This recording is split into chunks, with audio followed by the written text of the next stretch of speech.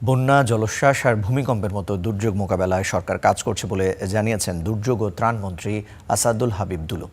সকালে save the children আয়োজিত এক অনুষ্ঠানে যোগ দিয়ে তিনি জানান, দেশে প্রতিনিয়ত নানা দুর্ঘটনা ঘটছে। এসব রোধে নির্বাচনী ইশতেহার অনুযায়ী পরিকল্পনা সাজাচ্ছে সরকার। এ সময় স্কুল পর্যায় থেকেই শিক্ষার্থীদের মধ্যে এই বিষয়ে সচেতনতা বাড়ানোর বিষয়ে গুরুত্ব দেন তিনি। বলেন, দেশব্যাপী মেট ক্লাব প্রতিষ্ঠা করা গেলে ঘূর্ণিঝড়, বন্যা, ভূমিধস সহ দুর্যোগকালে করণীয় নির্ধারণ সহজ হবে।